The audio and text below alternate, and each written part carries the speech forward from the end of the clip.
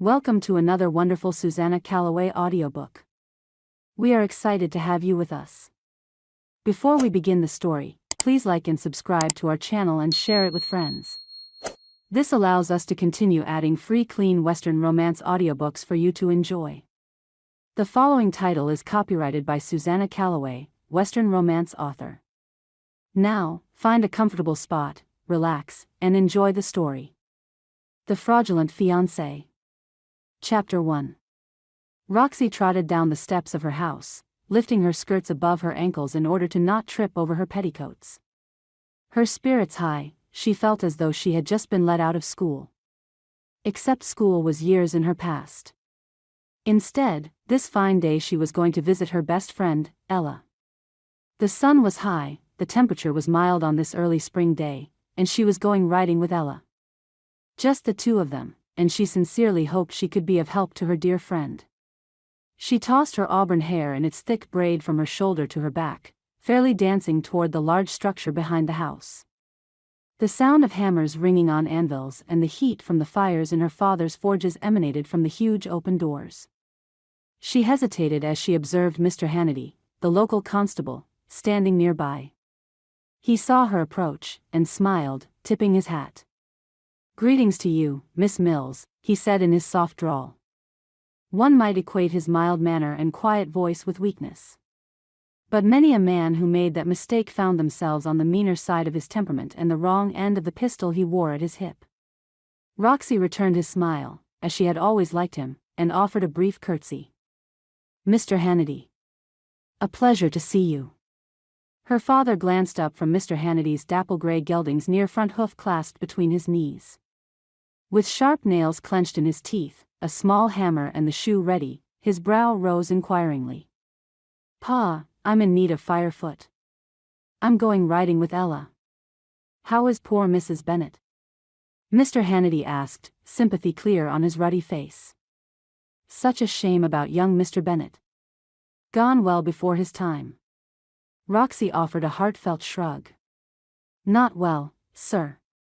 She's still grieving terribly. It is good she has your support, miss." Roxy shied away from the constable's praise. "We've been friends since, well, forever. Best friends. Of course, I want to be there for her." The man nodded, his expression kind. "Not all folks have any sense of duty, much less loyalty, Miss Mills." Around the horseshoe nails in his teeth, Bronson Mills said laconically, "Chores?" "All finished, Pa." He nodded acceptance and putting a nail to the shoe, hammered it deftly into the gray's hoof. The beast sighed down its nose. Stoking the fire of the forge with a bellows, Sam Evans, her father's apprentice, met her glance and smiled. She returned it, feeling a chill of pleasure run through her. Sam made little secret that he wanted to marry her, and thus far, her parents hadn't made any objections. Roxy liked the tall, broad-shouldered young man with a thick thatch of curly black hair on his head and lively brown eyes. She thought him handsome, and when her father spoke of him, which wasn't often, he praised the boy highly. Not quite understanding Mr. Hannity's comment about duty, she merely nodded to him graciously and darted into the cool dim recesses of the barn. Firefoot nickered to her in welcome, a small, sturdy black and white pinto mare who belonged to the family, though it was Roxy who rode her the most. Despite the grand name, Firefoot lacked any sort of fire in her spirit, but still, she was Roxy's best friend. Outside of Ella, of course. After kissing the mare on her soft nose, Roxy quickly saddled and bridled her, then led her from the barn. Her pa had finished with the gelding's front hooves and now clasped a lax rear foot between his knees. Mr. Hannity watched the procedure while telling Bronson about having to arrest Tad Wilson for public intoxication. "Bye, Pa." Roxy mounted swiftly and bent to push her skirts and petticoats down, keeping her legs covered properly. "I'll be home for supper." Her father grunted without looking up, and Mr. Hannity waved. Taking Firefoot down the short lane at a walk, she urged the mare into a lope once she reached the road. Ella lived a few miles west of town on a small farm her husband had taken her to when they had married.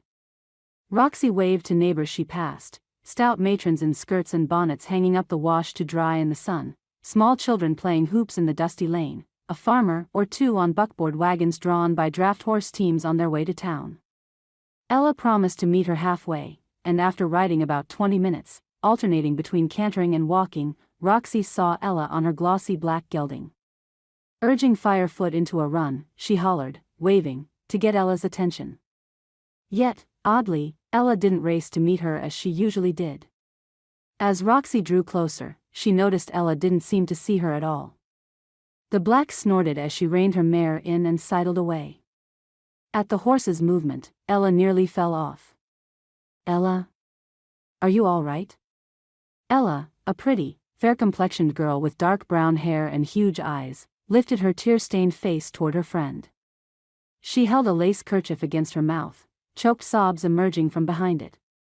"What's wrong?" Roxy reined Firefoot around beside the black and reached over in an attempt to give Ella a hug. "What's happened?" Sobbing harder, Ella could barely make herself understood. "Martin's brother," she uttered, "sent me a telegram. He's coming to claim the farm. His family, too. I have nowhere to go." Roxy sank back in her saddle, stunned. "He's turning you out?" Ella nodded, still crying. "I have no right to the property," he says. "He says that under the law, I can't claim it as mine. Unmarried women cannot own property. That's not right. Besides, you're a widow, not unmarried," Roxy snapped. "He can't throw you into the street." Controlling her sobs, Ella wiped her damp face. "Yes, he can. And he will. He'll take everything, even Dash here." She rubbed her hand over the gelding's black mane, her face awash with misery and tears. "But Martin gave Dash to you," Roxy all but shouted. "No one can take him away." "I have nowhere to go, Roxy," Ella said. "When Martin got killed in that hunting accident, I thought that was the worst that could happen. Now, I know better." "It can't be," Roxy said, feeling helpless and angry. "We'll think of something." "Oh, Roxy, I miss him so much." Ella lapsed into a fresh storm of weeping, her kerchief soaked. Roxy tried to console her friend as best she could, but she wanted to cry herself. How could God be so cruel? First, Ella lost her beloved husband in a senseless accident, and now she stood to lose her home. What would become of her? While Roxy knew her parents would take Ella in, it would be only a temporary solution at best. Ella had no family to rely on, as her parents turned their backs on her when she married Martin, whom they had deemed worthless. Now, they lived 2 states away and not a word had passed between them in months. "Come," Roxy said, making her tone as stern as she could. "Stop this. We're here to ride. I promise, we'll think of something." Chapter 2. I Want to Die. The soft words wrung Roxy's heart. The death of Martin cast Ella into such a deep, heartfelt grieving that Roxy feared Ella would never climb out of it. Now the loss of her home and having nowhere to go, plus no prospects for a future, had sent her into a pit of depression and despair deeper than anything before. Ever since Roxy learned of Ella's brother-in-law's plan to evict her and take the farm from her, she had spent every day she could with her friend. She sweet-talked, cajoled, and teased her to no avail. If she wasn't crying, Ella sat in her favorite armchair and stared blankly at the wall. Nothing Roxy did or said made any difference. "Of course, you don't want to die," Roxy pleaded. "What would I do without you?" Ella didn't reply. Over the last week, she ate only when Roxy sat her at the table and forced her to eat. She refused to clean her house, or herself, and both had begun to smell. Her hair hung in lank, oily tendrils that clung to her neck, and the bodice of her gown held tear stains. Roxy did her best to care for the animals on the place, feeding the chickens, the horse, and the cows. She hoed the garden and brought in firewood. Exhausted from doing not only her own chores at home but Ella's as well, Roxy wondered how long she could keep this up. "I know you loved Martin," she said, her voice careful. Anything could set Ella off into wails of despair. "But you will find another man to marry. You can find love again." Ella's head rolled slowly from side to side. "No. I won't. Roxy put her hand over Ella's cold one as it sat listless in her lap. Roxy had prepared her hot tea in a mug, but Ella hadn't even tasted it. Cold now, it sat on the small carved oak table that Martin had crafted. Everything in the farmhouse had been built or made by Martin, from the house itself and the big fieldstone fireplace, down to the furnishings. The cups and dishes were a wedding present from Martin's mother, and the oil paintings hanging on the solid oak walls were created by Martin's sister. Roxy half wondered if perhaps her in-laws would take in their former daughter-in-law, but what they had done for the couple, they had done for Martin. Not Ella. You will, honey. I believe you will. Ella sighed deeply, tears rolling once more down her stained cheeks. All I ever wanted was a husband, a home, and children. Now, all I want is death. No, no, please don't talk like that.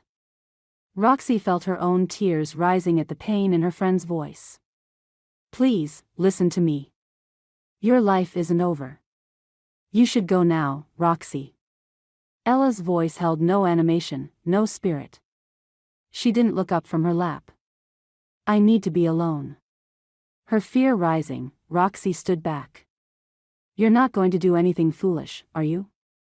Dying is easy, Ella intoned, her voice dull. It's living that's so hard. Oh, Ella.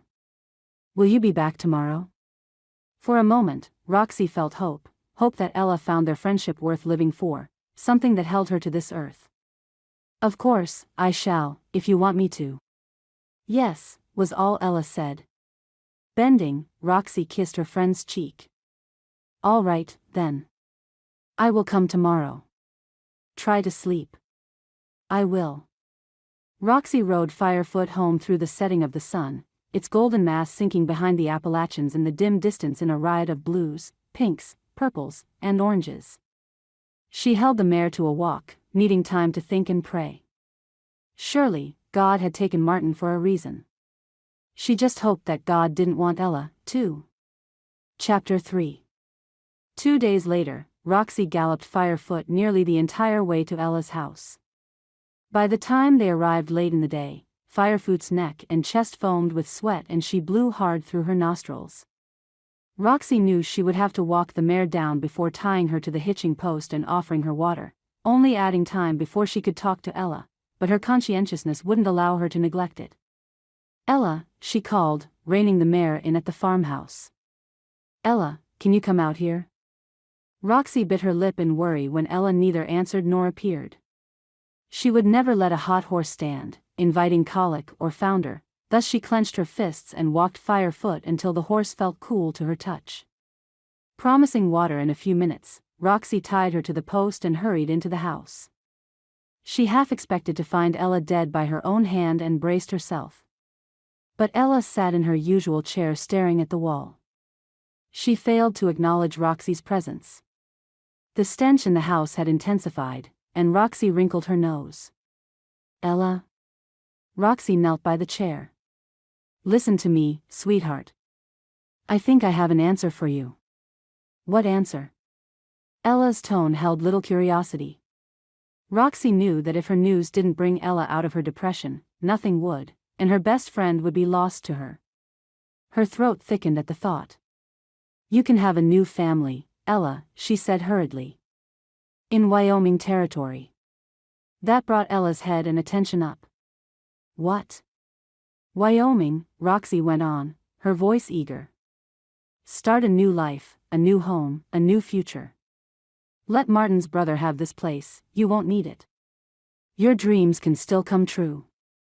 How? Look here. Roxy unfolded a piece of paper she had pinned inside her pocket so she wouldn't lose it. It's an advertisement for mail-order brides. Ella actually sat up. Mail-order brides? That sounds preposterous. What does that mean? Out west, Roxy said, handing her the paper. Men go west to make their fortunes, and towns get built. But they don't have wives to raise a family. So they ask for brides from the east to go west and marry them. Ella scanned the paper 3 times, her mouth open. They marry anyone? Yes, I think so. What's Wyoming like? I have no idea. But I'm sure it's a great place to live if so many men are going there. Ella actually stood up and paced around, showing the first signs of life since Martin's untimely death. But no one can take Martin's place in my heart. She paused and swallowed. Will he love me, Roxy? For a moment, Roxy found no words to say.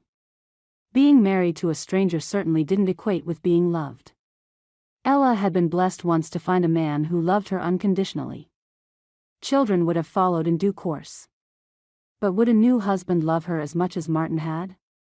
I would hope so, Roxy replied carefully. How could anyone not love you? Ella scowled. Plenty of people.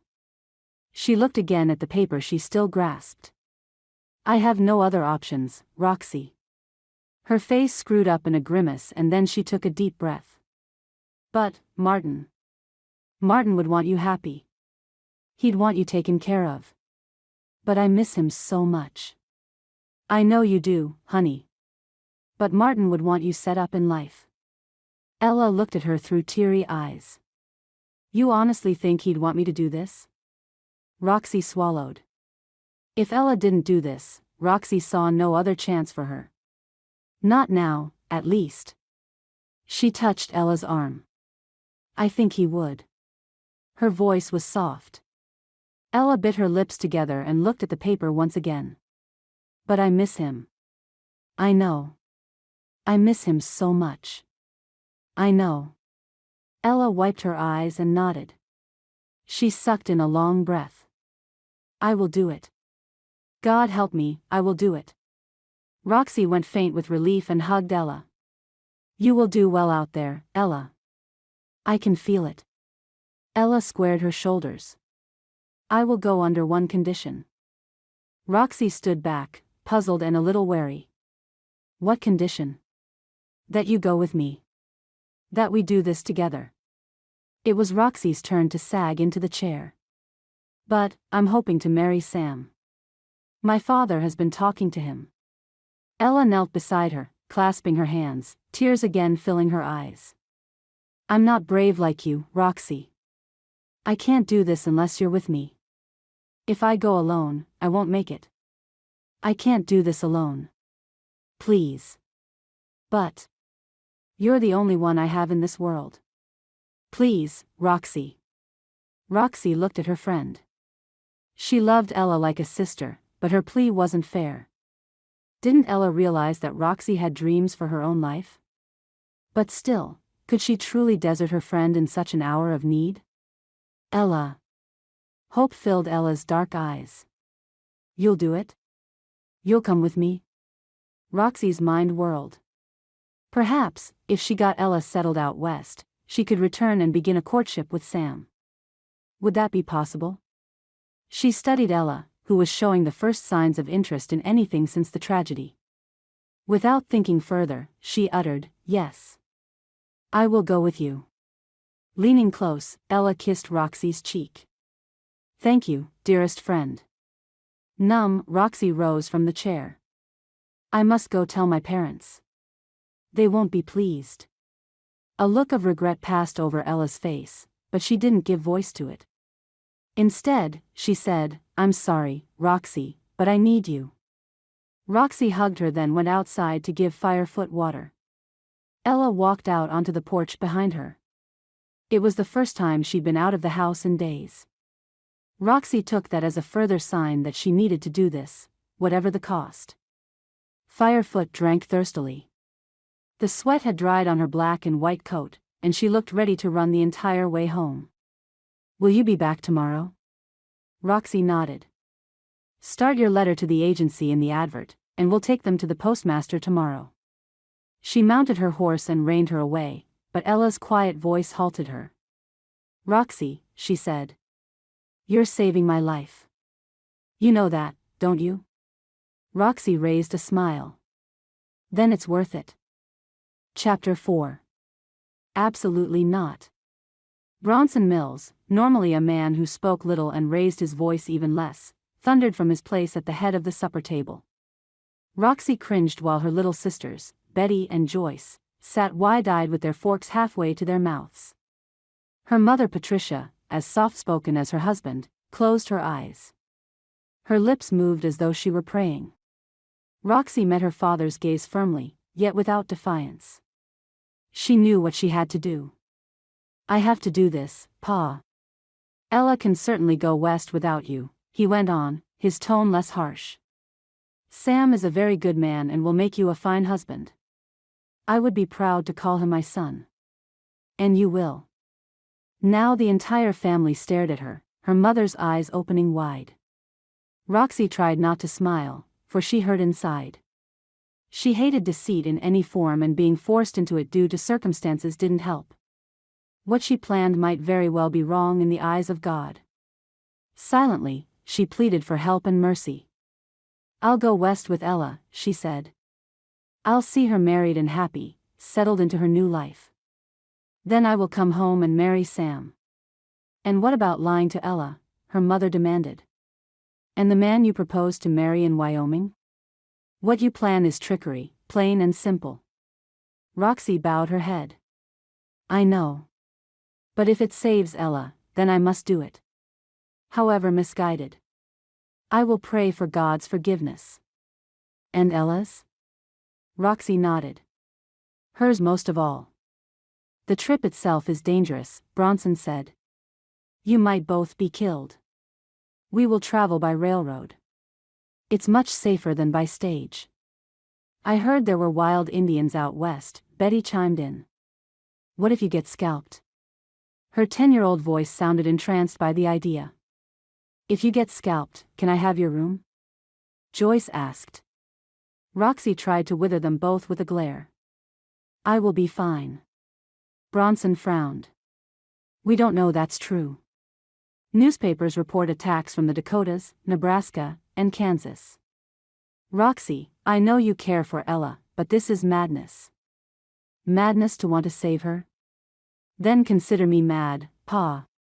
Her father opened his mouth to argue, but Roxy interrupted. "I'm an adult now. I have my own money. It's my decision to make, and I'm going. I will be back as soon as I can." "Headstrong," her mother muttered and sniffed. "Putting yourself in danger, and for what? Just to see Ella married? Why can't she find a nice husband here in West Virginia? Can Ella live here until she does?" Roxy asked, keeping the sting out of her words. Both her parents glanced at each other and then studied their dinners. Roxy nodded. "We don't have room. Ella's brother-in-law will be here to claim the property next week. Ella has no one in the world except me. She has to do this, and I need to help her."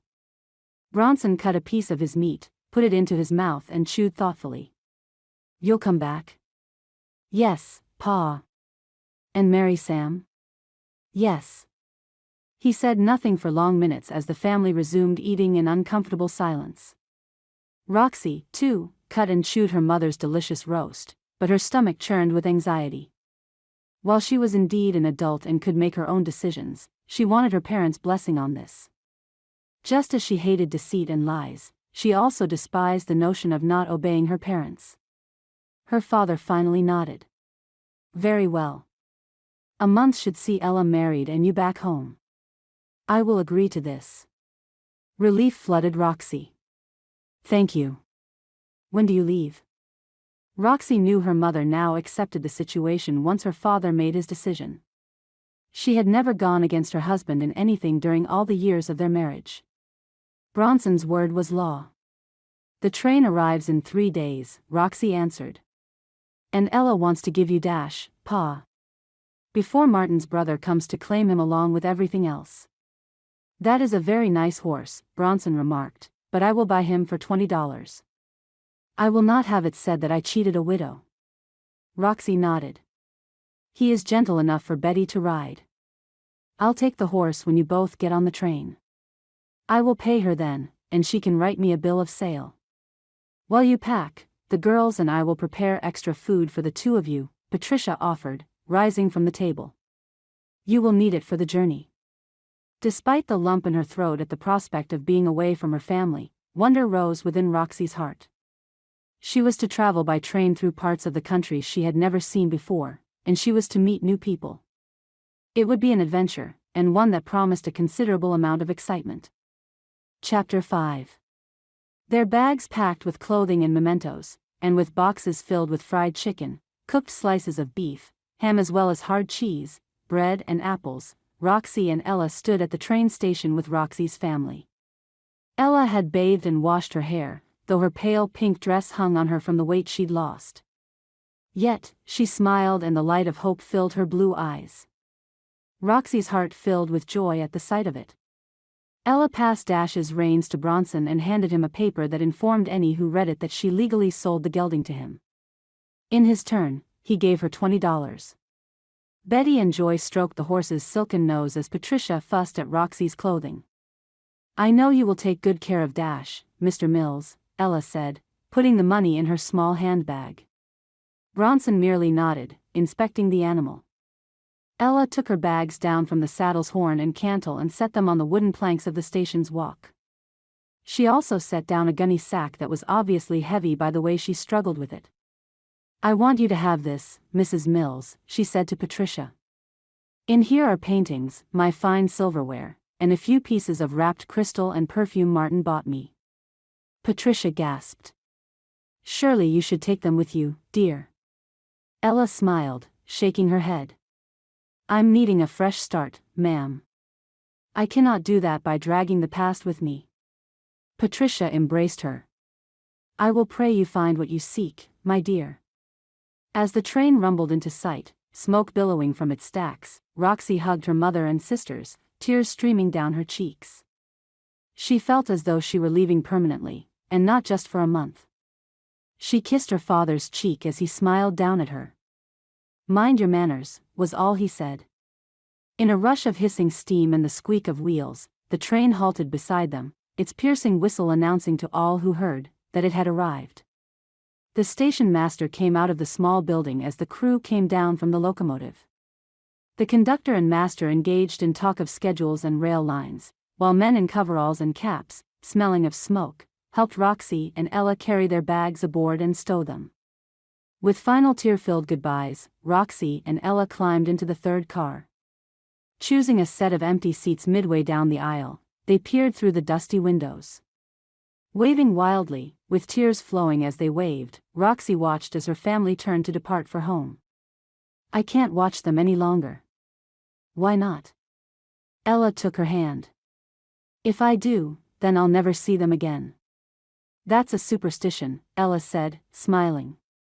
"Of course, you'll see them again. Perhaps they can come out to visit us and meet our new husbands. They will want to meet their grandchildren." Her innocent comments sparked Roxy's guilt at her deceit, but still, she refused to watch her family disappear into the distance. "Perhaps," was all she murmured. The car held only a few passengers, an elderly couple wearing a bowler hat and sunbonnet respectively, for that was all she could see of them, and a businessman in a frock coat and trousers who eyed them suspiciously before returning to his paper. Further up the car, four cowboys played poker, smoking thin cigarettes as they talked and laughed over their cards. The train rolled forward under the hiss of steam and a sharp cry from its whistle, gathering power as its wheels churned and chugged. Roxy's sense of adventure returned in a rush, her sadness at leaving her family plowed under like a weed. Ella changed seats so they both could stare eagerly out the window as their West Virginia home quickly dropped behind them. The train picked up speed, faster than a horse could gallop, and the farms and fields sped by in a near blur. "This is so exciting," Ella whispered, not wanting to disturb their fellow passengers. "Yes, it is," Roxy agreed, unable to halt her stares. The train moved so fast. "Come." Ella turned away from the window and sat down. "I'm famished. How about we eat some lunch?"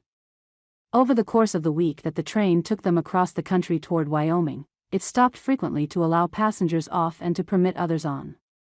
The elderly couple exited in Ohio, while the cowboys departed in Nebraska.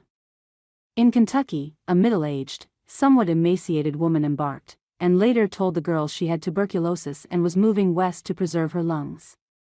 Both Roxy and Ella avoided her. Yet, they never ceased to be awed by the passing sights, particularly the vast herds of buffalo on the undulating prairie, herds so huge they covered the horizon for as far as the eye could see.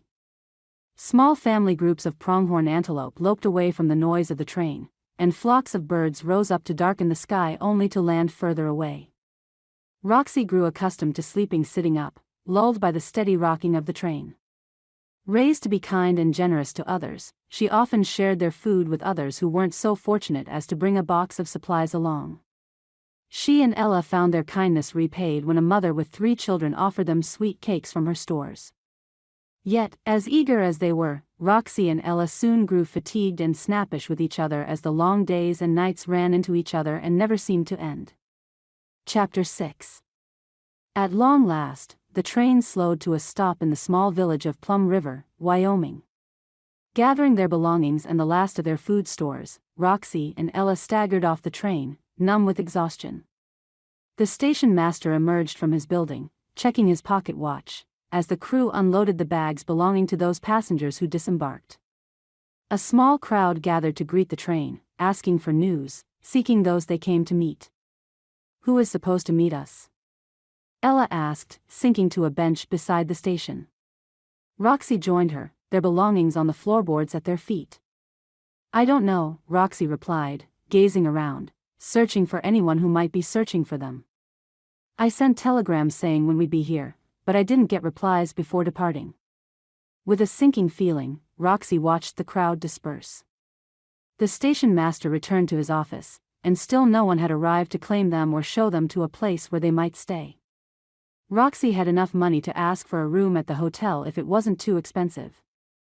And Ella had confided in her during the trip that she took what was left of Martin's money, almost $100. According to their mail-order bride arrangement, they would be reimbursed for their trip by the 2 men chosen to be their husbands. All they had were the men's names.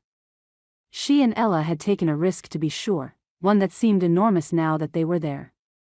Roxy wondered at herself. How had she been so trusting of complete strangers? How could this possibly end well?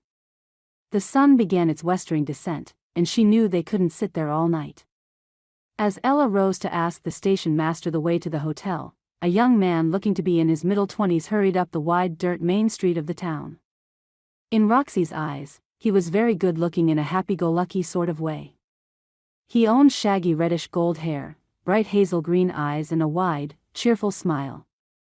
"Miss Roxy Mills?" he asked, stopping at the station porch. He doffed his wide-brimmed hat. "Yes? I'm Roxy.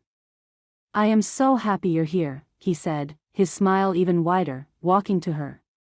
He took her hand in his. "I'm Curtis Luna." Roxy gave a start despite her recognition of his name. He was the man she had supposedly come here to marry. "The pleasure is mine, Mr. Luna. This is my friend, Ella Bennett. She has not yet received word from her intended husband." "No?" An expression of puzzlement crossed his features. "Well, I'm happy to say I can assist you, ma'am. I will escort you to the local boarding house. It's much cheaper than the hotel. From there we can find her husband-to-be." Ella smiled at him. "Thank you, sir. That would be most appreciated. There is a porter. I'll get him to help with your bags." He vanished into the office, and returned a few minutes later followed by an oldish man with a gray beard down to his chest and a pipe clenched between his teeth. He merely grunted when Roxy and Ella offered their thanks and picked up 3 bags in each hand. He may be old, Roxy thought, but he's very strong. As Mr. Luna carried the rest of their things, leaving Roxy and Ella with nothing save their small handbags, he chatted easily about the town. "I own the mercantile store." "Well, one of 2. As the town has grown, there's been a need for more merchants. I came here from New Jersey 2 years ago. Now, I feel it's time to marry and start a family." As he spoke, his eyes latched onto Roxy's. Her heart cringed within her chest. Mr. Luna was a nice man, and here she'd led him to believe she came west to marry him. Lord forgive me. At that moment, she heartily disliked herself. What she was doing to both Ella and Mr. Luna was very wrong. Yet, she'd felt she'd had no choice. Her friend's life depended upon her. As they walked, she only half listened to his talk, ensconced as she was in her guilt and weariness. Mr. Luna and the elderly porter took their belongings into the boarding house, a large white-painted house with cheery curtains at the windows. A slender woman with a pleasant face greeted them as the porter dropped their bags on the carpet. Roxy dug into her handbag for a coin, and put it in his hand, hoping it was enough. Perhaps it was, for the man tipped his hat to her and departed quickly on the scent of his pipe. "Mrs. Donovan," Mr. Luna said, removing his hat, "this here is Miss Ella Bennett, who came from West Virginia to marry Mr. Dan Ellison," Ella said quickly. "Ah, yes, I know the man," the woman said in a thick Irish brogue. "He gave me a message for you, lass. He wanted so much to be here to meet you, but he was forced by circumstance to go on a cattle drive. Unfortunately, he may not return for a month." "A month?" Roxy's heart echoed Ella's despair. She needed to see Ella married, happy and settled before she could return home. Now what was she to do? A month was a long time to linger in a strange town amongst people she didn't know. She felt Mr. Luna's eyes on her, a heavy weight she couldn't bear. Now, lass," Mrs. Donovan said, putting her arm around Ella's shoulders. "I'm to see you comfortable in a room here. And feed you. You be too thin, lass, too thin. I will have you nicely plump for your wedding. I plan to stay here, as well." Until she could figure out a way to return home and leave Ella here to be married, Roxy needed somewhere to stay. Perhaps they could save money by sharing a room. "Of course, dear, of course. Mr. Luna, thank you for bringing them. If you be so kind as to carry their luggage up the stairs for them." Their rooms held small beds, a wash-stand, and a single chair, all plain but clean and comfortable.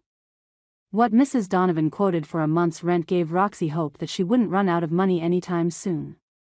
Nor would she be forced to share with Ella, although that prospect hadn't bothered her much even though the beds were very small. "Breakfast be at 7, dinner at noon, and supper at 6, the landlady went on, opening doors to 2 rooms side by side. "I be going over the house rules with you after you've settled in. Mr. Luna, thank you for your help. These girls are obviously exhausted and need their rest." Thus firmly informed he should leave, Mr. Luna grinned at Roxy and tipped his hat. "I look forward to seeing you on the morrow, Miss Mills. I'll be in my shop. Please drop by. We have things to discuss." "Thank you. I'll try to do so." With a short bow to Ella and Mrs. Donovan, he departed, his boots clumping down the stairs. "Now then," Mrs. Donovan said. "It's already after supper, but I can perhaps fix you small plates." "Thank you, ma'am," Ella said. "However, I'm not hungry. Really. I'd like to wash and then go to bed if it's all right with you." "Me, too," Roxy added, feeling more tired than she had ever felt before. "I'm nearly asleep on my feet. You look it." "Very well, I'll bring up warm water for you. You can unpack tomorrow." "Thank you," Roxy and Ella said in unison. Mrs. Donovan chuckled. "Best friends, eh? I know best friends when I do see them." After she returned downstairs, they dragged their luggage into their respective rooms to unpack. By the time Mrs. Donovan arrived with water, Roxy was almost too weary to clean her face and hands before crawling into bed. For a long while, she lay there in the dark, too many nights of sleeping upright to the sway of the train making her unable to find lying down comfortable again. But her exhaustion overwhelmed her and she finally slept deeply, without dreaming. Chapter 7. Mrs. Donovan's house rules were simple: mind your manners, be on time for meals, no male companions anywhere in the house save the drawing room. Her male boarders also received the same rules, except no women with them save the drawing room. As Roxy had no plans to entertain Mr. Luna, the guidelines were easy enough and quite fair.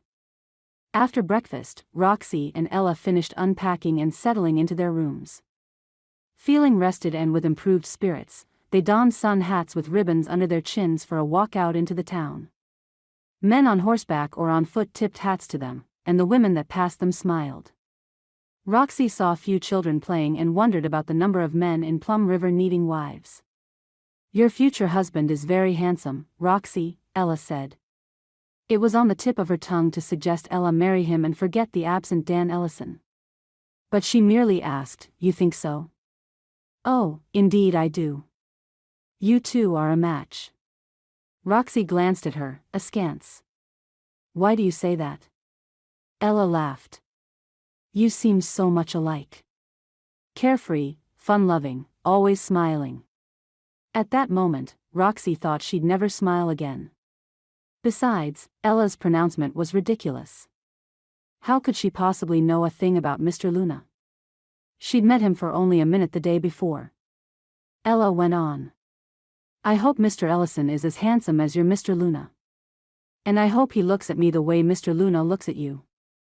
"Of course, he will," Roxy said, her tone urgent. She would say anything to halt her tongue from the confession that almost bubbled forth. "You are very beautiful, Ella. And he will love you till the end of his days." Ella smiled shyly. "You are always encouraging. Always paying me compliments I don't deserve." Whatever Roxy might have replied failed to appear as Ella paused, gazing upward. Roxy followed her eyes. "Luna Mercantile and Dry Goods," Ella read aloud. "Come on. We need to go in so you can talk to him. Get to know him." "Wait, I don't think." Ella seized her hand in an unbreakable grip, and all but dragged Roxy into the store. A small bell over the door tinkled merrily, announcing customers to the proprietor. Curtis Luna glanced up from where he assisted a young cowboy in choosing between a pale red cotton shirt or a blue one exactly like it. His smile bloomed like the sun bursting through clouds, and despite her misery, Roxy couldn't help but smile back. He was charming, she had to admit to herself. "Be right with you, ladies." As they perused bolts of cloth, Ella talked of wedding gowns. Roxy wanted to hitch up her skirts and run. Shaking, she felt ill inside, her guilt at her deception of not one but two people, her dilemma about going home and leaving Ella there, all adding to her confusion over the man she allegedly came west to marry. The emotions knotted into her belly like a large rock, bulky and painful. After he sold the cowboy both shirts, and the man departed to the music of the bell, Mr. Luna walked over to them. "Greeting, ladies, on this fine day. I'm so happy you came to visit, Miss Mills. Did you find the boarding house acceptable?" Roxy could barely look at him but forced herself to meet his eyes and smile. "Oh, yes. Mrs. Donovan is wonderful. Thank you for recommending it. It's the only suitable place for two young women," he said, his hazel eyes bright. "Mrs. Donovan is a dragon when it comes to single ladies staying under her roof. Nothing can get past her breath of flame." Both Roxy and Ella laughed at his jest, and he laughed with them. "Come. Sit. Permit me to offer you tea. It's not often when a man's intended bride walks into his establishment." He bowed to Ella, grinning. And accompanied by such a beautiful maiden. Roxy couldn't help but like him. As they sat where he indicated and he hurried into the back room, Ella whispered. "You're so lucky. He obviously is very prosperous. A very good catch for you." Though Roxy wanted to reap the admiration her friends sent her way, she couldn't help but remember that Sam was also handsome and a good catch with excellent future prospects. Not to mention, her father wanted that match. They drank hot, delicious tea, and talked with Curtis regarding his business and the town.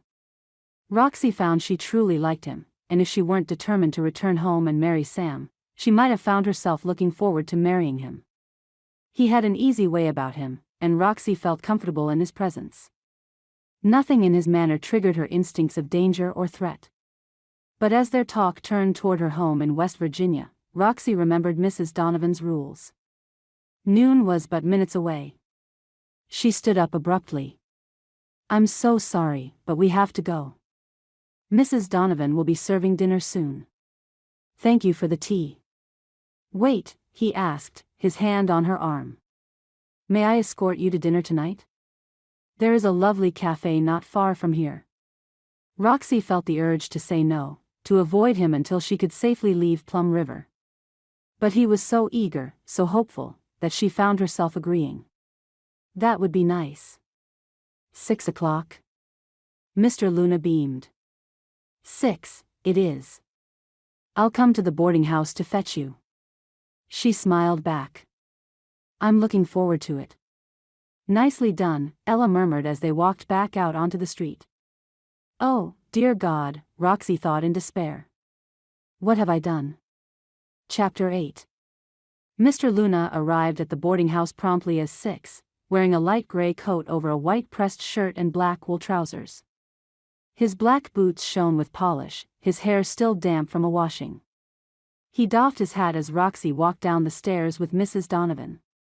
The thin matron eyed him with an air of concern mixed with respect, as though wondering if a chaperone might be necessary. Apparently, the dragon in her decided Curtis Luna could be allowed to escort Roxy to dinner without one. I expect Miss Roxy to be returned by 8 o'clock sharp, she said, her brogue thick with firmness. He grinned and bowed. And so, she shall, Mrs. Donovan. Roxy wore one of her best dresses, a pink and white dress tied with darker pink ribbons on the sleeves. Her small formal hat decorated with pink roses was held in place with pins in her hair, and she blushed under his admiring scrutiny. May I offer you a sincere compliment, Miss Roxy? He asked. Blushing, Roxy nodded. You are by far the most beautiful woman I have ever seen. Even Mrs. Donovan's brow rose at his words.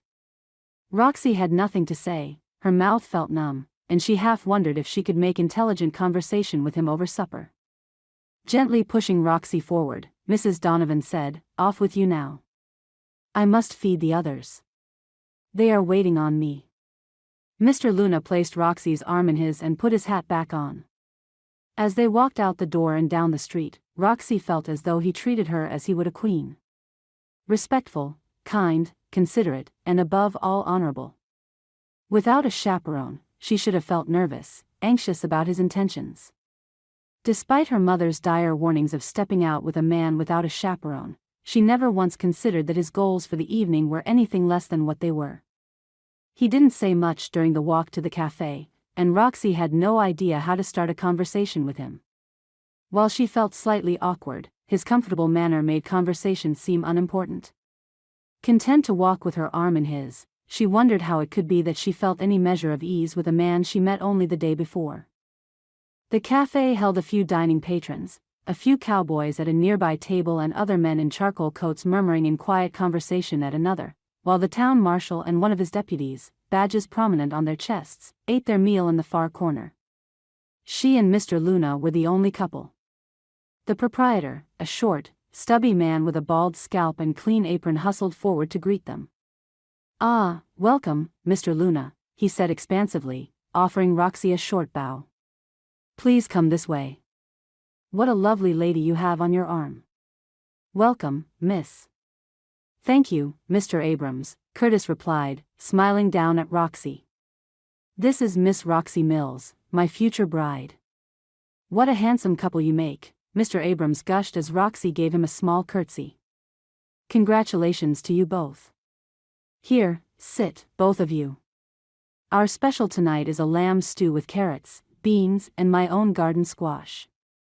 Seasoned to perfection, of course. As the consummate gentleman, Mr. Luna pulled out a chair for Roxy, while Roxy's face heated under his attention. She blushed harder under the scrutiny of those at the other tables. No doubt they had overheard the exchange, but whether their stares indicated admiration or something else she had no idea. Trying to ignore them as best she could, she smiled, self-conscious, as Mr. Luna placed his hat on the corner of the table before sitting down opposite her. He leaned forward, his eyes bright and his smile gleaming under the light of the lamps. I confess, Roxy, may I call you Roxy? At her nod, he went on. Please call me Curtis, or even Kurt. I confess I feel I am the luckiest man in the world. No, please. But I am, though, he insisted. When I asked for a bride to be sent, I feared a cross-eyed, buck-toothed close cousin of a gargoyle would arrive. Instead, you came. He made a face and dropped his tongue for emphasis, grinning, making Roxy giggle despite the heaviness in her heart. Curtis. He leaned across the table and took her hand. I took the liberty of arranging for us to be married the day after tomorrow. Is that acceptable to you?" Unable to look at him, Roxy's eyes stung with tears. He must have seen something in her face, for his fingers tightened and his voice, when he spoke, sounded anxious. "Is that too soon? If so, I can delay it, make arrangements for when you are ready." I must make a confession, Curtis." She choked, not wanting him to see her tears. "I have done something terrible." "What is it?" he asked. "Look at me. There's nothing you could do to make me angry." She met his honest gaze. "Even if I tell you I can't marry you?" He blanched. "What?" Mr. Abrams arrived then with 2 plates of steaming stew, setting them on the table along with glasses of cool tea. "Let me know how else I may serve you," he said, bowing his way away from them. Fiddling with her fork, Roxy waited while the silence between them stretched. Finally, she knew she must clarify. "I must tell you this, Curtis. I only came here to help Ella get married. Then I'm going back to West Virginia. And lead me along by the nose?" Roxy bit her lip at his cold, angry tone. Though he kept his voice pitched low, his face was flushed with clear hurt and confusion. His hazel green eyes darkened with emotion. "May I explain?" "I wish you would." "Ella is my best friend," she began, tasting her stew to postpone her difficult words, but the ice in her belly didn't allow her to enjoy the flavor. She could hardly swallow. When her husband died, it was very hard on her. But when she lost their property to her brother-in-law, she wanted to die. As she spoke, Curtis's eyes held steady on her, and his angry expression softened slightly, but only slightly. He didn't touch his supper. "I thought to get her out here to marry a good man," Roxy went on. "But she wouldn't go without me. Did you deceive her, too?" Nodding and guilt-ridden, Roxy held in her tears. She didn't want him to think she wept to gain sympathy, for she deserved none. "I will beg her forgiveness, as I must beg yours. I came here to see her wed, then I must return home. I didn't expect you to be so gullible." She met his level gaze. "Nice." Curtis finally shunted his eyes away from hers and took a sip of his tea. He sighed heavily. "Eat, Roxy. I suppose I must admire you for wanting to help your friend. I am more than disappointed, though. If I turned out to be an old and bitter man, it would have been easy for you to say no and walk away, is that it?" "Yes," she said slowly, taking small bites of the wonderful lamb, but she wasn't hungry. "I do owe you my most sincere apology, and believe me, I feel terrible about it all. But I'd feel much worse if I stood back and let Ella fade away completely from life." Curtis chewed thoughtfully. "You're loyal. I'll give you that. What will you do?" He chuckled ruefully, a sound that held little humor. "Get over you, I expect. Then write for another bride. And pray the gargoyle's cousin doesn't arrive." Chapter 9. Roxy slowly climbed the stairs to her room. Mrs. Donovan emerged from the drawing room, accepting Roxy's smile and small wave as assurance that Curtis behaved as a gentleman should. But the woman didn't speak, something for which Roxy felt eternal gratitude. Before she entered her room, however, Ella opened her door. She was garbed in her nightgown, her hair braided for sleep. Roxy tried to smile, but she knew this time she failed. Ella's expression changed from welcome to concern. "What's wrong?" she whispered, likely out of respect for the other sleeping guests. Waving her into her room, Roxy quietly shut the door. "I have to talk to you, Ella." "All right." Ella sat in the chair while Roxy, too restless to sit on the bed, paced. "I've done a bad thing, Ella. To both you and Curtis." Her fingers stroking her braid, Ella merely waited. She was ever the patient one. "I came with you on a pretext, Ella," Roxy said, tears flowing down her cheeks. "I'm so sorry. I hope you can forgive me, but I'll understand if you don't." "What pretext?" "And sit down. You're making me nervous with all that pacing." Roxy obeyed, seating herself opposite Ella on the edge of the bed. "I was so afraid you'd die. I agreed to come here with you to help you get married. Then I planned to go home. I want to marry Sam." Ella shook her head and gave a small smile. "Oh, Roxy. I suspected as much. I put a lot of pressure on you." Roxy bounded to her feet. "I deceived you, Ella. I deceived Curtis. Now he's angry and hurt that I came here and raised his hopes that I'd marry him. Now, I've destroyed his dream." She wheeled on Ella. "And don't deny what I've done is a sin." Ella parted her thumb and finger a fraction apart. "A small one. And for a good reason. I think God will have little trouble forgiving you. Will you?" "I already have." Fresh tears flowed at Ella's words. "I can't stay here, Ella. I've hurt that good man badly. I'm going home as soon as possible." "Then I'm going with you." "No." Roxy spun around, her skirts swirling. "We sacrificed so much for you to come and be married to Mr. Ellison. You have an obligation." "An obligation to what?" "He's not here, is he? Had he any decency, he'd have been here to meet and marry me. Instead, he's gone to God knows where on a cattle drive." Roxy paced again. "Ella, you must stay here. Mrs. Donovan will look after you. We're in this together, Roxy. Thick or thin. Where you go, I go. If you leave without me, I'll follow you." Sinking to her bed, Roxy felt an utter disgrace, indeed a failure, to Ella, to Curtis, to herself.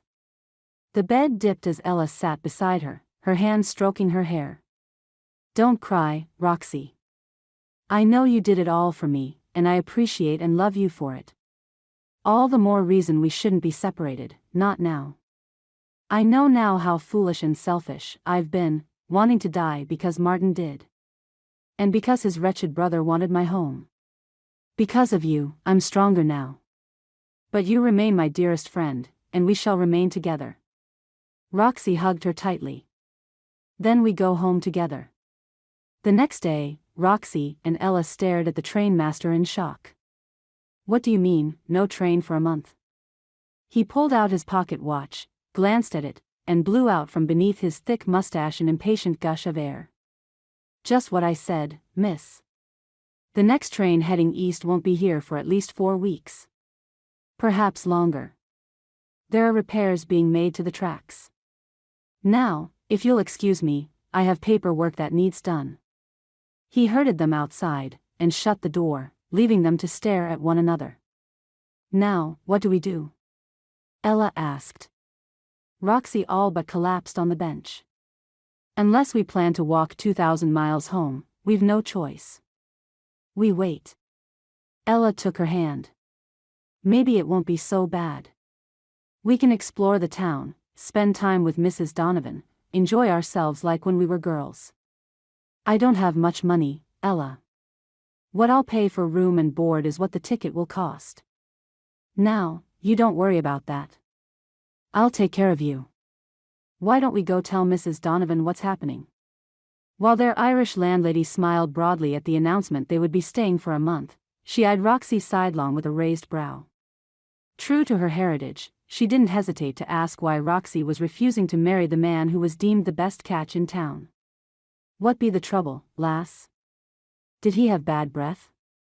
Flummoxed, Roxy told her the truth. She had no intention of marrying in Plum River and had only come to see Ella settled and happy. Mrs. Donovan nodded.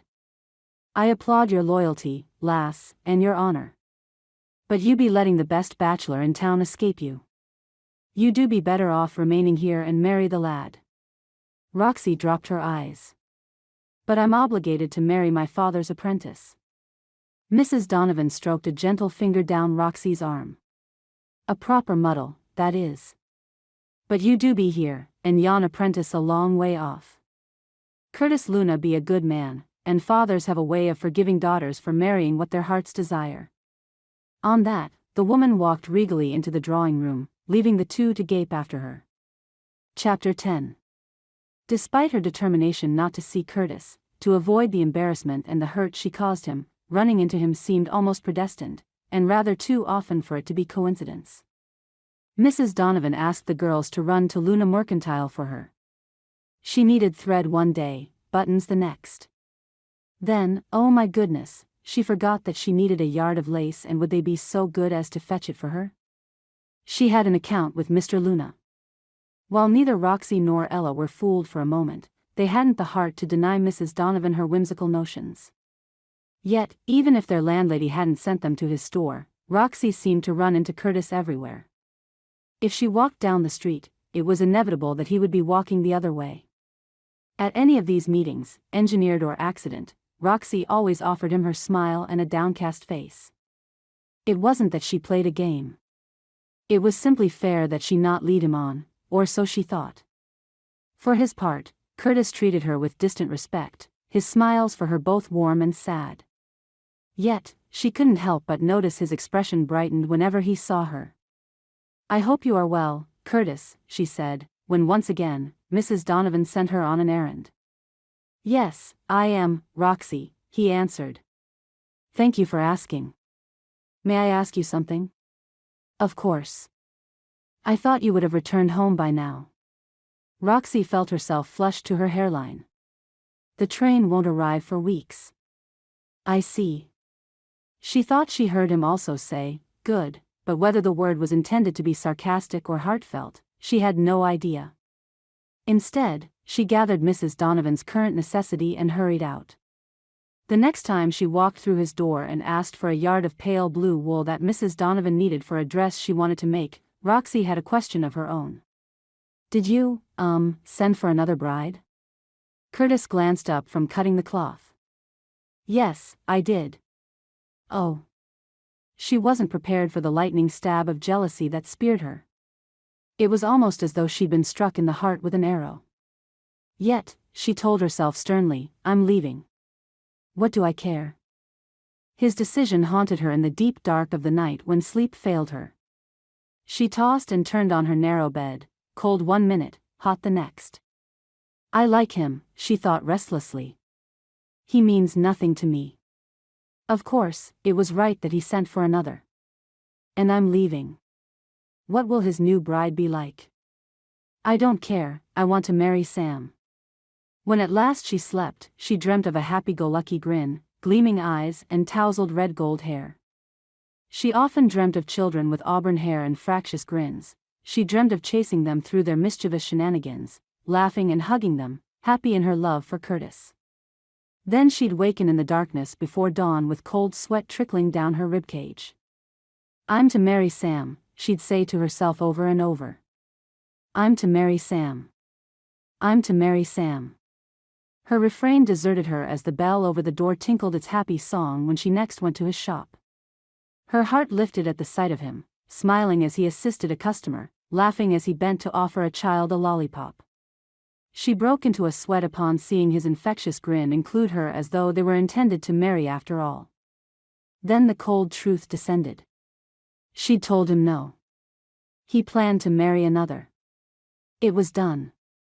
If she should attempt to undo what she had done, to tell him yes, that she'd changed her mind, it would destroy even more lives. There was a woman even now traveling west, her sights set on marrying Curtis, the town's most eligible bachelor. How many more people's happiness must she destroy by thinking of herself? Ella, God bless her, stood unyielding by her side. When Roxy collapsed into tears, Ella held her close. When Roxy raged against her own fickleness, Ella offered words of comfort and forgiveness. Without Ella there, Roxy knew she'd be left wallowing alone. It didn't occur to her until much later as to how their roles had suddenly reversed. 2 weeks after their dinner at the cafe, Roxy braced herself as she encountered Curtis on the sidewalk early one pleasant evening. He doffed his hat, smiling down at her. She wanted to take his hand, press his fingers and feel his warmth, but he belonged to another now. She had no right. "How are you, Curtis?" she inquired, attempting a stiff formality. Inside, she shuddered with sudden cold. "I am well, Miss Roxy." "And you?" Her heart quailed at his use of the title Miss. That meant he'd moved on. Dismissed her. Planned for a future with his new bride-to-be. Perhaps he'd ask his new girl to dinner at the cafe. She clenched her fists. Quite well, thank you. His eyes flickered. Startled, she half wondered if she imagined that swift there-and-gone glance of longing. Of course, she had imagined it. He had no true feelings for her. Why would he? He barely knew her. Well, I must be going, she said brightly, concealing her pain behind a vapid smile. I hope your new bride arrives soon. As she made to walk on, Curtis caught her arm. Do you mean that? Roxy hesitated. Oh, of course. Why wouldn't I? But her tone did not prove her words, and she feared he heard the truth behind her sentiment. She broke free of his grip and hurried down the street, trying in vain to halt her tears. How could God have let her travel to Wyoming territory and fall in love with a man she could never have? No, I didn't see love and longing in his hazel eyes, she told herself. He could never love her, not after what she did to him. Not ever. Chapter 11. Ella sighed. Admit it, Roxy. You love him. No, I don't. She bit through the thread she'd knotted on the dress she darned. It had ripped when she tripped over the hem, the lace trailing in the dirt and dust. Once sewed and brushed, the gown would look as good as new. We leave in a week. And your beau has never arrived at all. What does that have to do with how you love Curtis, Luna? Roxy flicked her a swift glance. Nothing, I suppose. His new bride will most probably be on the first train that arrives. It's high time we went home, Ella. I won't hear another word about it. Ella leaned forward, her eyes bright. What word? You're the only one denying anything, Roxy. For goodness sakes, you're refusing to see what's in front of your eyes. Don't exaggerate, Ella. I'm not. Even Mrs. Donovan sees it. Sees what? Ella snorted. If I weren't a lady, I'd slap your face to wake you up. Now, you're talking foolishness. No, Roxy, you are. You are telling yourself that you don't love Curtis. That's called lying to yourself. You love him, and he loves you. Roxy snorted. You're being fanciful. Open your eyes, silly girl. Roxy started at the vehemence in Ella's tone. She never raised her voice. Not ever. Ella. What's done is done. He has a new bride coming. If what you say is true, how can I interfere now? He is pledged to marry another. That's not true, you know. Ella's voice held firm, obvious anger simmering below the surface. He can call off the wedding with the new girl at any time. How do you know that? Ella's nose lifted, and she gazed down it imperiously. I just do. I also happen to know that the new girl is not taking the first train here. There's time. Setting down her sewing, Roxy stood and paced. But I heard him, Ella. Why would he trust me again? He doesn't love me, he has no reason to. I deceived him by coming here. He'll never forgive me. Have you tried asking? That halted her pacing. Well, I take that as a no. Roxy resumed her stride, waving her arms. And if I did ask forgiveness, and he laughs in my face? Then I expect I'll have my answer, won't I? And if he forgives you and asks you to marry him? Roxy halted, suddenly unsure of herself. That won't happen. It won't if you don't try. Ella. The train arrives in 4 days. We have until then to buy tickets home. And you have until then to make your peace with Curtis. The next time Mrs. Donovan sent Roxy to Curtis's store for another item, she held her breath, waiting for the other customers to leave. Once she was alone with him, she stared deep into his hazel eyes from across the counter. His mouth opened as though to speak, but another customer walked in, the bell ringing its musical note.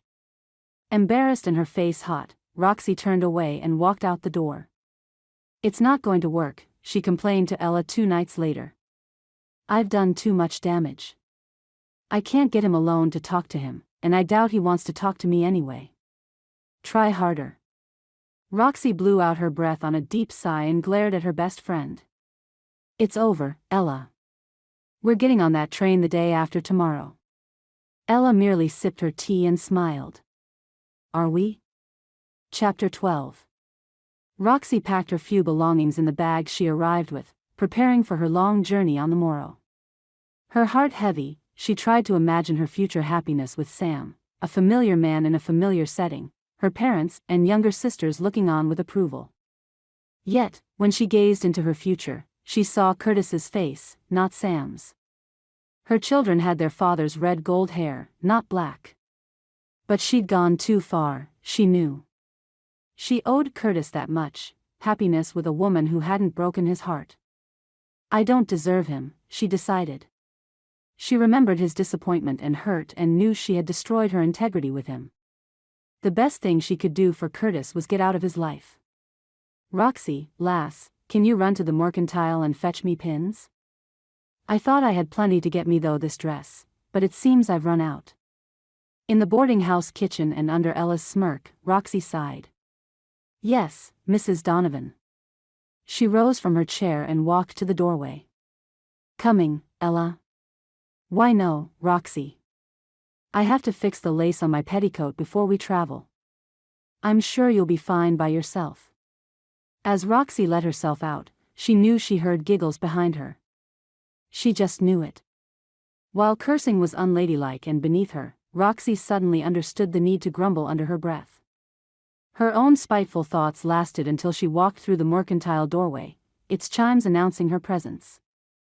She almost heard the bells say, "You don't belong, you are an interloper. Go away." She ignored the silent voices and strode firmly into Curtis's domain as though she belonged there.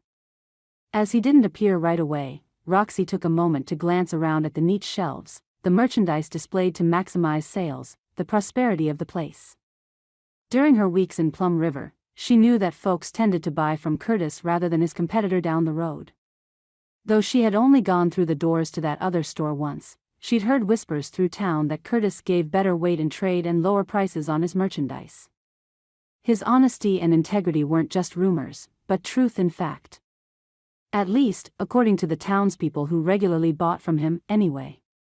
Roxy suddenly saw herself helping Curtis run his business, a partner as well as wife, assisting customers, buying from wholesalers, giving good trade from the local ranchers and farmers.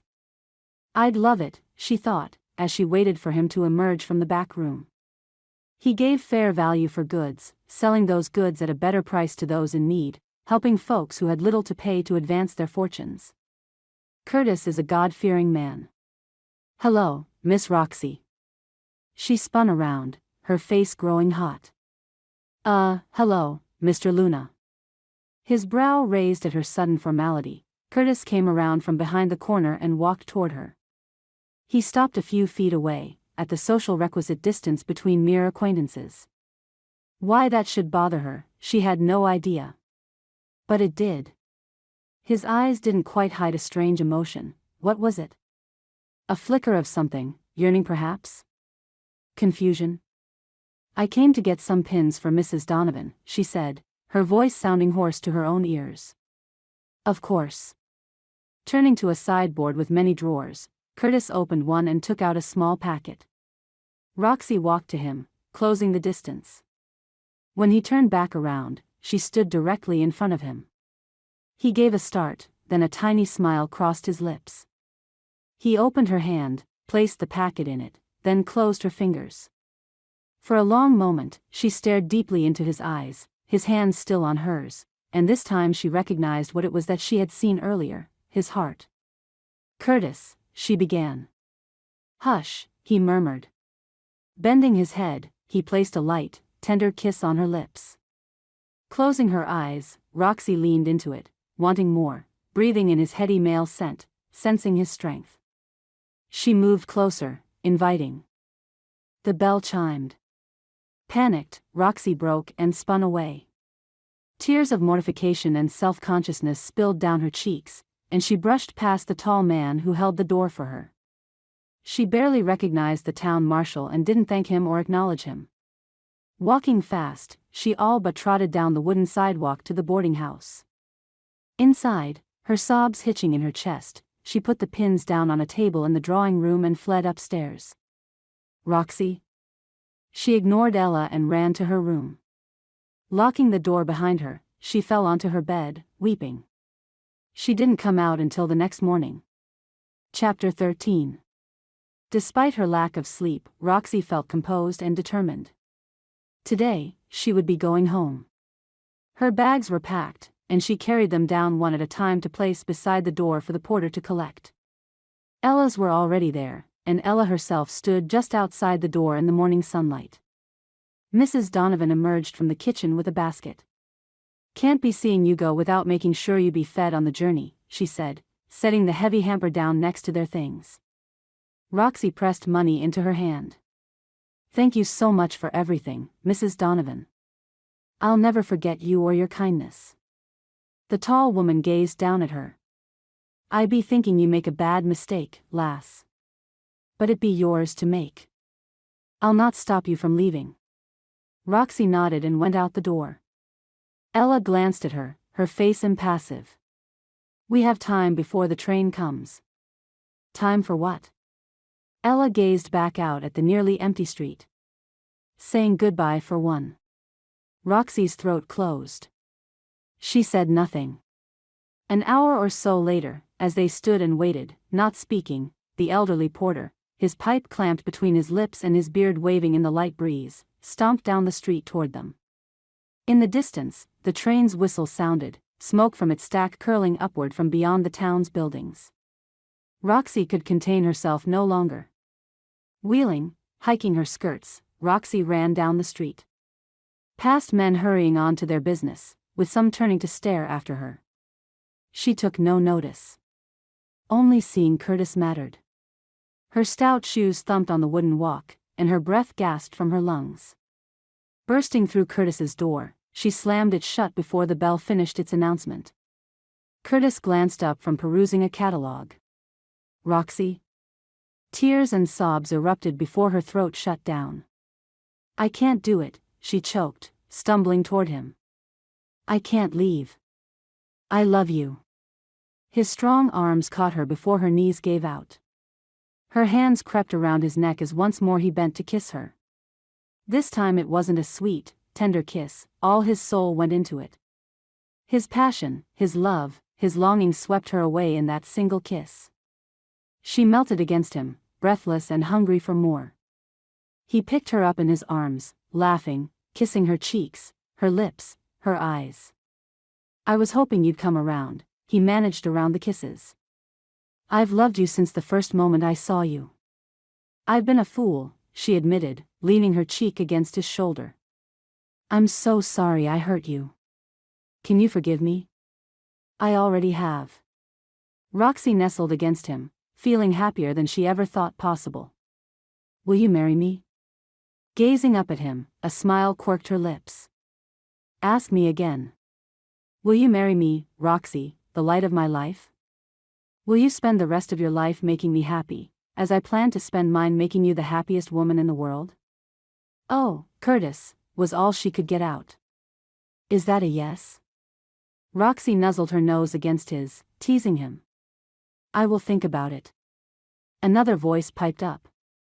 "If you don't say yes right now, Roxy, I will not be responsible for my actions." Both of them jerked their faces toward the door. How Ella and Mrs. Donovan had entered without them hearing, Roxy would never know. But stood there they did, hands on hips, waiting with imperious expressions. "We'll drag you to the altar," Mrs. Donovan declared. Roxy grinned at Curtis. "The oracles have spoken, my love. Yes, I'll marry you. I'll spend my life trying to make you the happiest man in the world." Curtis hooped and kissed her again. "You just did." When he slid her to the floor to stand her on her feet, Roxy felt giddy. "How soon can we be married?" "This afternoon," Mrs. Donovan said. "The good Reverend stands ready at the church." She sniffed. "A good man, even if he isn't Catholic." Roxy gazed up at her husband-to-be. "Then what are we waiting for?" Epilogue. Roxy reread the letter from her parents. They aren't happy with me, she murmured. They'll get over it, Ella stated firmly. Give them time. They are even less happy with Sam, she went on. The minute my telegram arrived informing them of my marriage, Sam announced his plans to step out with Harriet Morgan. Harriet. Ella's outrage made Curtis laugh from where he stood behind the counter. She's a hussy, Ella insisted, fuming. And ugly to boot. She's welcome to him. Roxy gazed at her husband with love shining in her eyes. I caught the most eligible bachelor in Wyoming. Curtis blew her a kiss. And you're learning how to manage the store at an extremely fast rate. It's not hard when I love it so much. Ella cleared her throat. Well, I need to talk to you both. Dan Ellison still hasn't arrived, and I'm beginning to wonder if marrying him is such a good idea. Thus far, he hasn't proved himself to be husband material. I don't know what to do. Move in with us, Ella, Curtis said. We have plenty of room. And it will get you out of paying money to Mrs. Donovan for rent. You can help us here, and I'll pay you a decent wage. Ella's mouth dropped. I never thought. Please accept, Ella, Roxy urged, taking her hands. This will give you time to find a husband, Dan Ellison or not. Ella nodded, her smile bursting forth like the sun. I accept. And thank you both from the bottom of my heart. Roxy embraced her. Come, I'll help you move your things into the spare bedroom. And we'll still be together and the best of friends, Ella. Ella gave her a beautiful smile. Yes, we will, she said, and then added, forever. The end. Thank you for listening to this heartwarming story by Susannah Calloway. You can be assured that all her books are clean and wholesome.